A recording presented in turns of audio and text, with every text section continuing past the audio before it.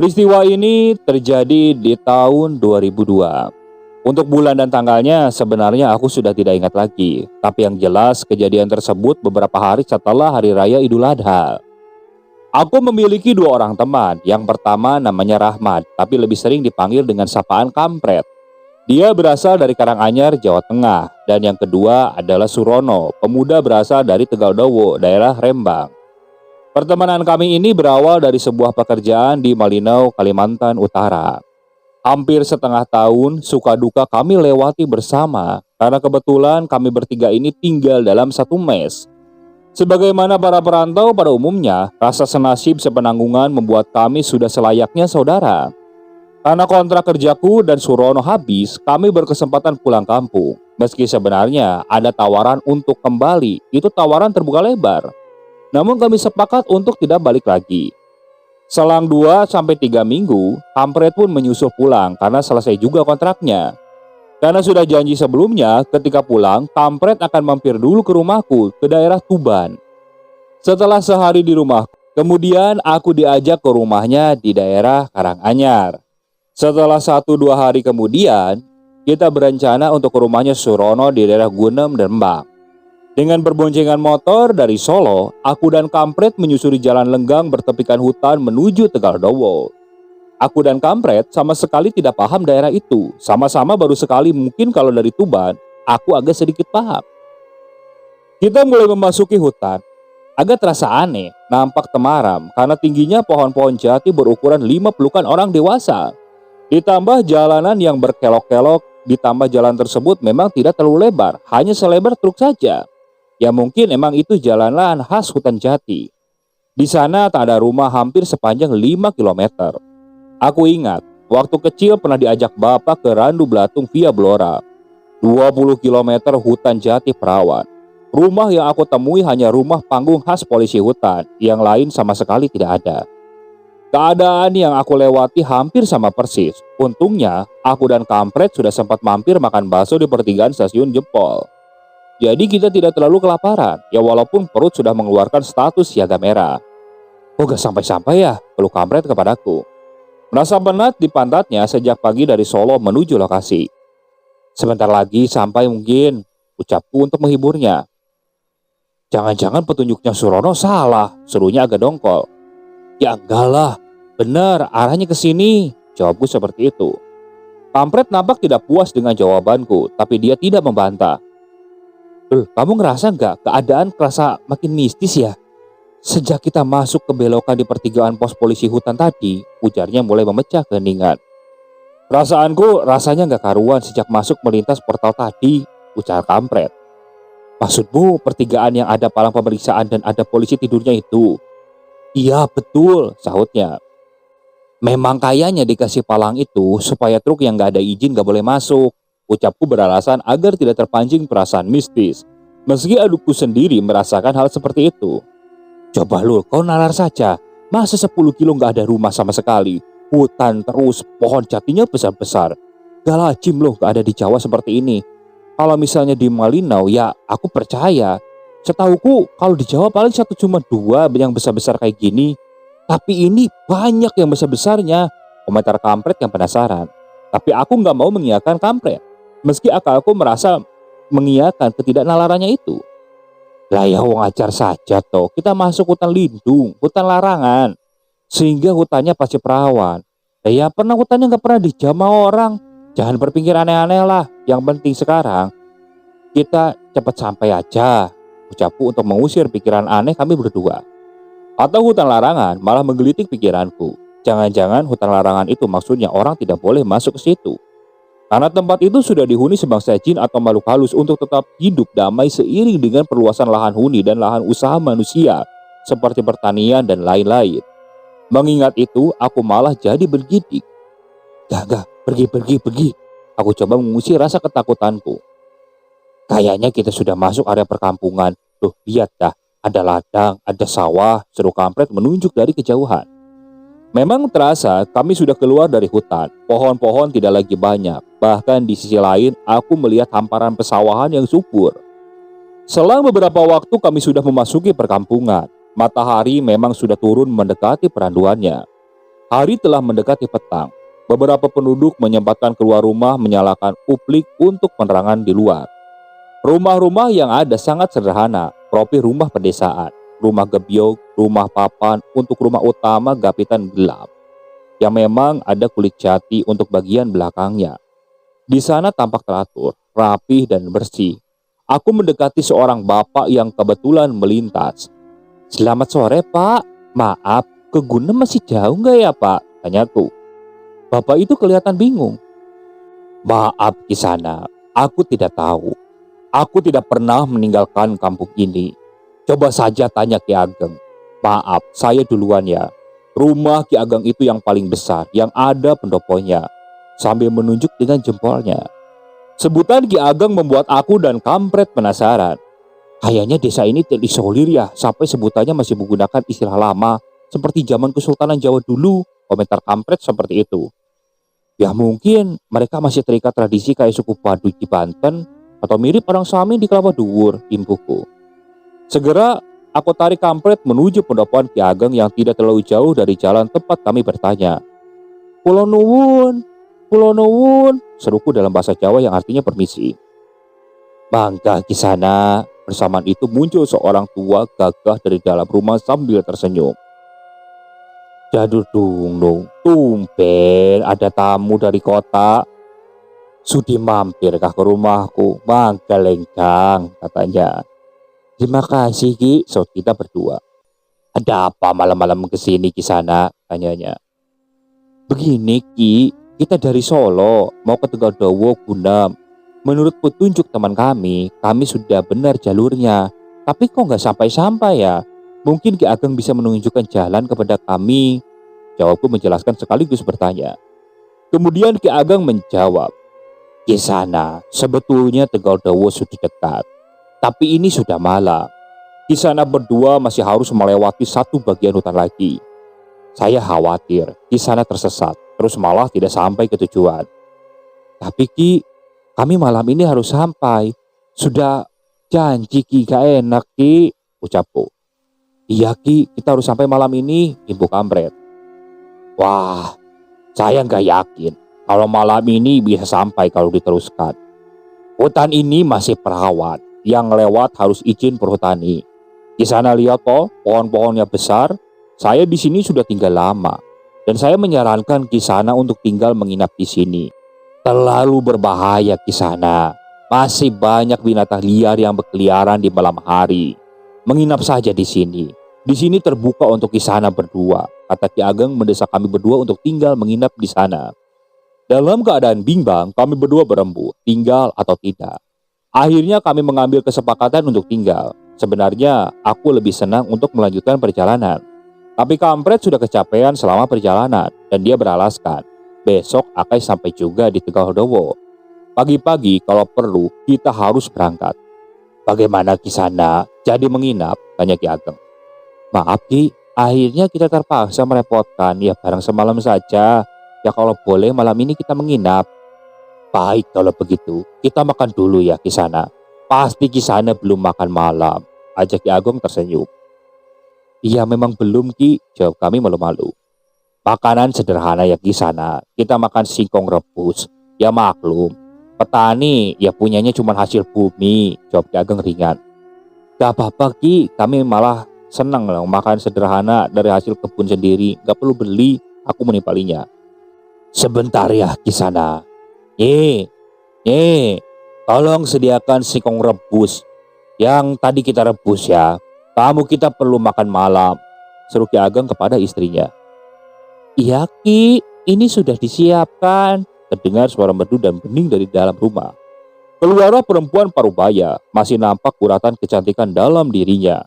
Dari warna kulitnya langsat, aku hampir yakin Nyi Ageng dari kalangan ningrat. Nyi Ageng tersenyum melihat kami. "Ini hasil bumi samping itu Kinasana. Semuanya alami, tidak pakai pupuk-pupuk buatan pabrik. Silakan dinikmati di sana, mumpung masih hangat," ucap Ki Ageng menawarkan singkong rebusnya. "Nyaman ya Ki, suasana di sini aman, tentrem dan damai. Yang ada hanya suara jangkrik," ujarku sambil merasakan hangatnya singkong rebus dan secangkir kopi hangat. Ya beginilah Kisana, kalau tinggal di desa, sejuk, karena bulan purnama cerah, tenang, dan angin semilir menyejukkan. Tapi kok nggak ada ya Ki yang keluar rumah, terus nggak ada yang nongkrong, ngobrol, terus nggak ada suara radio atau TV, tanyaku mulai menyelidik. Memang aku merasakan dari tadi kok rasanya sepi-sepi sekali, tidak seperti layaknya kampung modern. Terlihat anak-anak berlarian, sekedar jalan atau nonton TV. Ini TV pun tidak ada, jadi agak sedikit membingungkan. Di sini tidak ada TV, radio atau hiburan yang lain di sana. Ya paling wayang, itu pun yang nanggap orang lain. Kalau hari biasa kayak gini ya sunyi, sepi, mangmring. Ki Ageng menanggapi pertanyaanku. Ya dari tadi, aku juga nggak lihat ada listrik ya Ki. Setauku hampir 80% Jawa sudah teraliri listrik Ki. Tapi di sini kok nggak ada ya, tanyaku. Memang beginilah masyarakat kami di sana. Kami memiliki aturan dan budaya sendiri yang wajib ditaati kalau mau selamat. Kata selamat membuatku agak bergidik. Sepertinya kampung ini memang punya rahasia sendiri, aturan sendiri yang harus ditaati. Kampung ini memang ada ketentuannya. Kalau tengah malam seluruh kampung harus gelap gulita. Semua lampu harus mati dan tidak boleh ada tamu. Makanya tadi Kisana, penduduk kampung menyarankan untuk menghubungiku. Kalau memang terpaksa, hanya saya yang boleh memutuskan tamu boleh datang atau tidak. Berhubung Kisana tersesat dan sudah malam, justru saya yang meminta Kisana tinggal. Sebab di luar kampung ini, saya tidak bisa menjamin keselamatan Kisana, ungkapnya penuh misteri.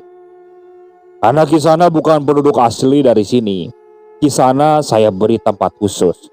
Sebab kalau Kisana berada bersama kami, keselamatan Kisana tidak dapat saya jamin. Tambahnya semakin misterius. Aku dan kampret makin bertambah takut. Oleh karena itu Kisana, nanti Kisana tinggal di atas sana. Ki Ageng menunjuk ke atas. Aku dan kampret kaget setengah mati karena kami akan tinggal di puncak Joglo Pendapo atau orang Jawa sering menyebutnya Penuwun. Jangan khawatir ya, nanti Kisana akan saya sediakan tangga. Di atas juga sudah bersih dan sudah ada kasur.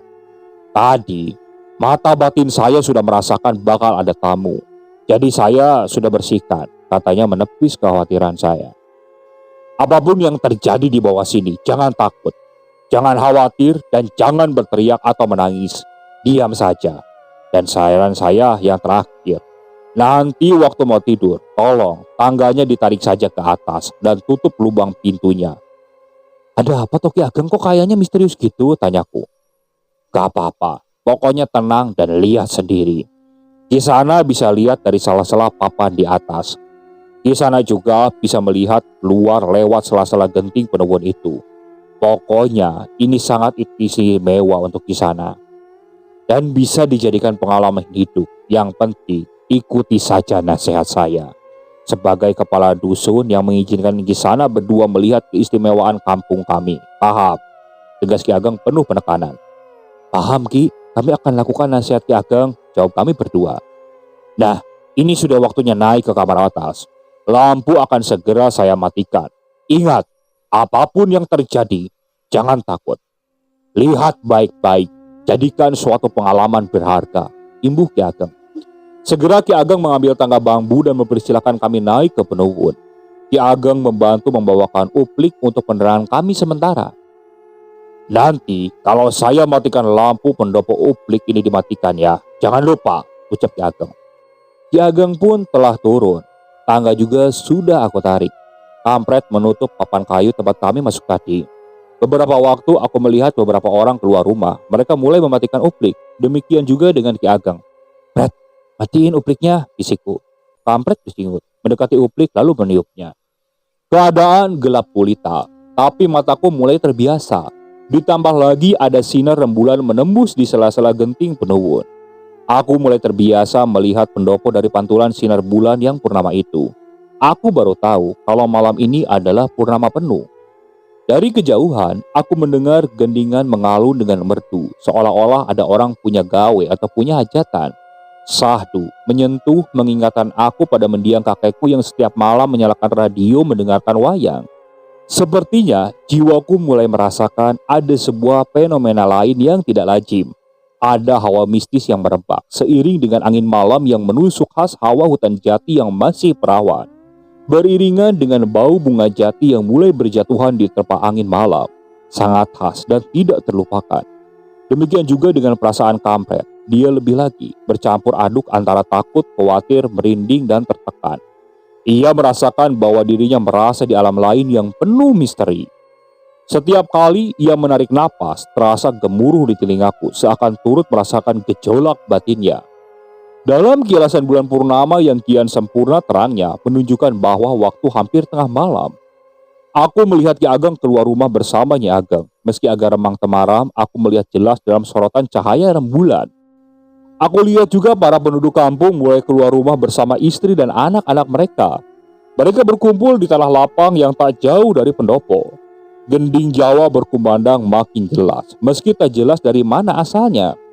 Sanubariku terasa teriris seiring dengan alunan rembab yang mengalun kian meninggi. Terdengar lolongan anjing ajag atau anjing liar bersaut-sautan menambah alunan mistis. Terasa mendera siapapun yang makin mendengarnya. Aku kira kampret merasakan hal yang sama seperti yang aku rasakan. Memang sedari naik ke Penewun, ia diam 1000 bahasa. Tiba-tiba entah dari mana datangnya, kabut tipis mulai melingkupi lapangan tempat Ki Ageng dan penduduk berkumpul. Atas permintaan Ki Ageng, semua orang duduk bersimpuh menundukkan kepala. Dengan pelan tapi pasti terjadi perubahan pada gerak tubuh mereka, termasuk Ki Ageng. Aku tidak dapat melihat jadi apa mereka dalam perubahan itu. Terasa semua sarafku menegang karena takut sekaligus takjub. Kampret yang ikut memperhatikan mulai pelan-pelan menempelkan ke sebelahku. Terasa tubuhnya penuh keringat dingin. Meski aku takut karena perubahan itu, tetapi proses itu tetap aku perhatikan dengan seksama. Kabut tipis itu mulai bergerak dari sap ke sap, dari depan ke belakang, meliuk melingkup semua orang. Mata hatiku seakan dibukakan atas semua fenomena itu. Ya Allah, ya Allah, mereka semua jadi celeng. Seruku dalam hati. Mereka berubah wujud menjadi babi hutan. Yang terdepan tentu Ki Ageng berubah menjadi celeng yang hampir sebesar sapi. Penduduk desa berubah masih pada ukuran celeng pada umumnya. Ratusan celeng itu mulai berkeliaran di sekitar kampung. Kemudian mereka bergerak dalam beberapa kelompok menuju tempat lain. Mungkin mereka mencari makan atau apalah di dalam hutan. Aku menggigil, gemetar melihat keanehan itu. Fred, kamu lihat tadi kan? Tanyaku dengan gemetar. Usai kapeluh yang seluruh butiran keringat yang sudah turun di dahiku. Yah, aku mau pingsan rasanya, ujar kampret. Tahan aja, Fred, jangan pingsan dulu. Ini sudah tengah malam, paling jam 4 pagi sudah normal, hiburku. Tiba-tiba satu rombongan celeng mendekat ke pendopo. Saut seolah-olah mereka memberikan komando. Aku mulai resah, karena suara itu kelihatan amarah. Kepala yang bersiung itu mendengus ke sana kemari. Mungkin mereka mencium bau manusia yang mengancam jiwa mereka. Nampaknya ada beberapa celeng yang tahu kami ada di Penewun. Mereka mulai menabrak berulang-ulang hendak merobohkan 4 pilar joglo tempat kami bersembunyi. Joglo terasa gemetar hebat. Kami mulai panik, tapi kami coba untuk terus berdiam diri. Kalau kita mati di sini bagaimana ya? Aduh, kita takut ya, ucapku. Aku gak tahu, aku juga takut, ucap kampret menahan tangis. Pasang aja, Fred. Baca ayat apa aja yang kamu ingat. Mohon pertolongan Gusti Allah, nasihatku dengan suara yang gemetar menahan takut. Ya jujur saja, sebenarnya aku benar-benar sangat ketakutan. Rasa takut itu rasanya menyesak dada, seiring pendopo yang terus bergoyang kian hebat. Dalam keadaan kritis itu, muncullah Ki Ageng yang sudah menjelma menjadi celeng raksasa. Dia menabrak semua celeng yang brutal tadi. Tak tertanding kiprah Ki Ageng. Semua kocar-kacir dibuatnya. Tak ada satupun yang berani mendekat, apalagi melawan. Mereka tunduk kepada Ki Ageng. Mereka segera berlalu dengan suara parau dan tertunduk pilu. Nampak dari tubuh Ki Ageng keluar asap tipis yang berbau harum bunga melati, berpaduan dengan cendana. Asap itu terus naik menembus papan tempat aku dan kampret bersembunyi dengan ketakutan. Asap itu menghipnotis kami. Aku melihat pendopo itu tidak lagi sebuah rumah joglo, tetapi sebuah pohon besar yang menyerupai beringin. Aku dan kampret ini berada di puncaknya yang terompang oleh ranting-ranting. Di situ aku mulai takut dan berteriak. Jujur saja, kampret juga berteriak ketakutan. Nah, dalam ketakutan itu, aku limbung dan tak sadarkan diri. Di situ aku sudah tidak tahu lagi nasib kampret seperti apa. Aku sudah tidak tahu lagi nasib kampret yang cuma ada gelap, gelap, dan gelap. Dan semakin bertambah pekat. Aku merasa dikejar-kejar celeng besar. Aku berlari, terus berlari, hingga sampai di tepi jurang. Lalu aku berteriak sekuat-kuatnya. Tolong, tolong, tolong, teriakku. Celeng itu tidak peduli. Aku diterjangnya sampai masuk ke dalam jurang. Aku menggapai-gapai semua yang ada di sekitarku. Dan akhirnya, mas, seseorang menggoyang-goyangkan tubuhku. Hidungku dibaui oleh minyak wangi. Agak pening. Mas, sadar. Aku mulai membuka mataku. Coba menguasai keadaan.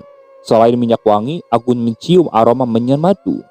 Aku lihat di sudut ruangan ada kepulan asap api arang yang membumbung meninggi. Aku coba duduk. Seorang lelaki yang sudah ubanan yang takut taksir umurnya mungkin sekitar 70 tahunan. Dengan ikat wulung di kepalanya mendekatiku. Dak, minum air putih ini dulu, agar cepat pulih kesadarannya. Pak jamin, 30 menit lagi pasti segar. 30 menit kemudian, benar, aku sudah segar. Aku lihat ada beberapa polisi hutan yang mendampingiku. Sudah segar mas? Tanyanya sopan. Ya begitulah pak, sudah. Tapi perasaan saya masih kacau ya pak. Maaf pak, teman saya ada di mana ya pak? Tanyaku khawatir. Gak apa-apa mas, dia seperti mas juga. Dia agak shock. Tapi 30 menit lagi pasti pulih. Apalagi kan Mbah Narto sudah turun tangan, kata Polhut itu. Aku baru tahu, rupanya lelaki tua tadi bernama Mbah Narto. Dari perkataan polisi tadi, berkesan kalau Mbah Narto seorang paranormal. Sini sudah hafal mas, kalau ada begituan, Mbah Narto itu pakarnya. Polisi itu menambahkan. Begituan itu apa pak maksudnya? Tanyaku kepada polisi hutan itu. Nanti saja mas, biar dijelaskan sama Mbah Narto. Beliau yang lebih tahu, pungkasnya. Setelah makan pagi dan minum teh yang disediakan oleh polisi hutan, yang tentu menu seadanya, maklum kami ternyata sudah berada di rumah jaga polisi hutan. Rumah jaga itu berupa rumah panggung, tempat aparat ini menyiapkan diri patroli atau melepaskan lelah saat mereka pulang patroli. Mari duduk sini nak, ngobrol-ngobrol sama Mbak. Mbak Narto mempersilakan kami duduk di pojok teras sambil menikmati udara pagi hari. Sebenarnya kalian berdua dari mana dan mau kemana? Kok nyasar kemari? Tanya Mbak Narto kalem. Kampret yang sejak tadi diam mulai angkat bicara. Kami berdua dari Solo mbah, hendak ke rumah teman kami di Tegaldowo. Tapi setelah belok pos jaga yang berpalang ke arah Sumber, rasanya kok nggak sampai-sampai. Ya di situ sebenarnya kami sudah curiga. Perasaan kami sudah tidak nyamban mbah. Tapi berhubung sudah gelap, ya kami menginap di rumah Ki Ageng, ujar kampret. Oh gitu, kata Mbah Narto manggut-manggut sambil tersenyum. Nampak lelaki tua itu tidak heran. Kemudian dia menambahkan.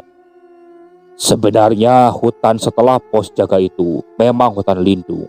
Atau masyarakat mengatakan hutan larangan. Tidak ada seorang pun yang berani lewat di atas pukul 5 sore. Polisi hutan selepas 5 sore lebih banyak ngepos di sini. Beliau mulai menghela napas meneruskan. Dini hari menjelang pagi sekitar pukul 3 pagi, seorang anggota pos yang piket mendengar cerita dan ketakutan dari dalam hutan. Dia yakin cerita itu pasti manusia, ya walaupun samar-samar terdengar. Dia lalu membangunkan komando peleton. Komando memerintahkan 2 orang untuk menjemput Mbah.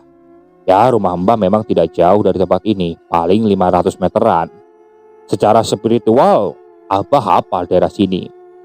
Beliau diam sejenak, lalu menyeruput seteguk kopi. Pak Komandan tidak mau ambil resiko, karena hal yang sama pernah terjadi sekian tahun yang lalu. Semua personel siaga yang merambah hutan, merobos jalur kami tahu harus kemana mencari. Jadi tak butuh waktu lama. Cuma yang ditakutkan adalah gerombolan celeng yang berjumlah banyak, cukup banyak. Tapi Mbah tahu, kalau lokasi itu adalah kerajaan siluman celeng. Kata Mbah Narto bergetar. Lewat kotak batin, Mbah minta Ki Ageng penguasa kerajaan siluman supaya bisa mengendalikan anak-anaknya. Ki Ageng juga minta jaminan, tidak boleh satupun anak buahnya ada yang terluka, karena mereka hanya mendengarkan perintah dari Ki Ageng. Celeng itu tetap celeng ketika menjadi celeng, nalurinya juga celeng. Oleh karena itu hanya kontak dengan Ki Ageng, maka celeng-celeng itu bisa dikendalikan. Celeng-celeng itu sesungguhnya makhluk halus yang pada waktu tertentu menjadi celeng untuk menembus dunia manusia. Hanya Ki Ageng yang 100% nalarnya manusia, meski tubuhnya celeng pada waktu tertentu, atau walaupun dia mau menemui manusia. Jelas Narto. Kami menemukan kalian tersangkut di pohon beringin. Kami temukan kalian berteriak-teriak, mengigo, berontak-rontak ketakutan, terus pingsan. Untungnya Polhut ini bawa perlengkapan. Selain senjata untuk berjaga-jaga, kami berhasil membawa kalian.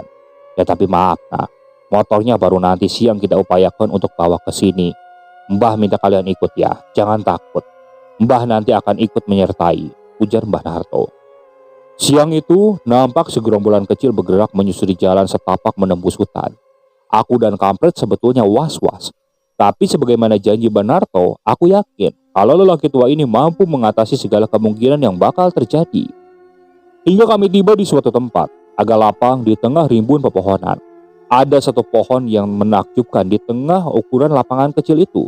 Dia luasnya mungkin 2 kali ukuran lapangan voli. Menurut tafsiranku, mungkin besar ukuran pohon itu sekitar 80-an orang dewasa. Nah, di pojok lapangan itu terparkir manis sepeda motor GL-Max kesayangan Kampret.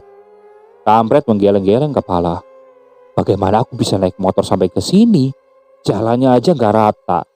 Ya hampir tidak ada, katanya heran sekaligus bingung. Ia segera bergerak mendekati motor, tetapi segera dicegah oleh Mbah Narto. Tunggu dulu nak, seru Mbah Narto tegas melarang. Kita mohon izin dulu dengan Ki Ageng. Percaya tidak percaya, daerah ini adalah kekuasaannya. Mbah mohon bapak-bapak tunggu di sini dulu, katanya pada polisi hutan. Mbah dengan kedua anak ini akan mohon izin dulu. Mbah Narto memberikan kode kepada kami berdua untuk mengikutinya. Pada jarak 5 meter dari pohon besar, kami segera berhenti dan langsung duduk bersila.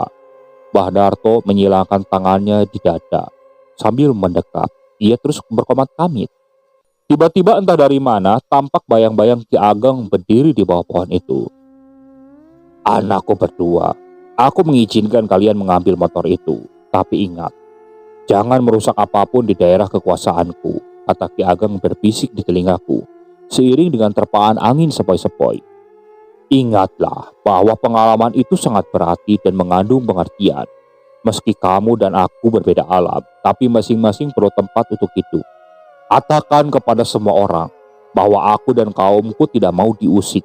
Kamu berdua menjadi dutaku untuk menjaganya, agar kaumku dan manusia dapat hidup dengan nyaman dan damai di tempat masing-masing. Camkan itu. Perlahan, bayangan itu hilang dan lenyap, seiring dengan menghilangnya kabut tipis di bawah pohon itu.